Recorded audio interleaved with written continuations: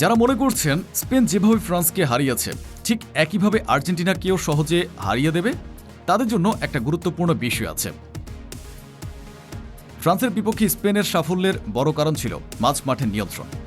Luis দেনা Fuente এমনভাবে pressing সাজিয়েছিলেন যাতে ফরাসি মিডফিল্ড থেকে আক্রমণ ভাগে বল পৌঁছানোই কঠিন হয়ে যায়। ফলে এমবাপ্পে ও তার সঙ্গীরা ম্যাচে প্রভাব ফেলতে পারেনি।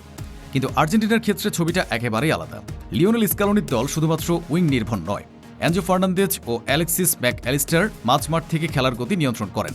সুযোগ পেলে ম্যাক অ্যালিস্টার সামনে উঠে আক্রমণে যোগ দেন, আবার প্রয়োজন হলে নিচেও নেমে আসেন।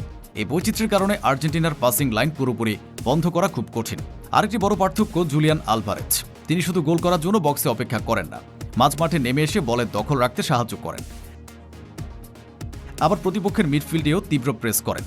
ফলে স্পেন যদি ফ্রান্সের মতো একই পরিকল্পনা নিয়ে মাঠে নামে, তাহলে তাদেরই বাড়তি চাপ নিতে হবে। ধরুন স্পেন কোনোভাবে আর্জেন্টিনাকে উইং দিয়ে খেলতে বাধ্য করল, তাতেও ঝুঁকি আছে। কারণ লিওনেল মেসি মাঝখানে জায়গা না পেলেও ডান পাশে সরে গিয়ে হাফ স্পেস থেকে আক্রমণ গড়ে তুলতে পছন্দ করেন। আর স্পেনের লেফট ব্যাক যদি আক্রমণে বেশি উঠে যান, তাহলে কাউন্টার অ্যাটাকে সেই জায়গা কাজে লাগানোর সুযোগ তৈরি হতে পারে। সব মিলিয়ে এই ম্যাচের ভাগ্য নির্ধারণ করবে মাঝ মাঠের লড়াই। যে দল বলের নিয়ন্ত্রণ রাখতে পারবে এবং প্রতিপক্ষকে নিজেদের ছন্দে খেলতে দেবে না, তারাই এগিয়ে থাকবে। তাই স্পেন যদি ফ্রান্সের ম্যাচের পরিকল্পনাই হুবহু অনুসরণ করে, সেটি তাদের জন্য ঝুঁকিপূর্ণ হতে পারে। আর এখানে স্ক্যালোনির কৌশলগত নমনীয়তা আর্জেন্টিনাকে বাড়তি সুবিধা এনে দিতে পারে।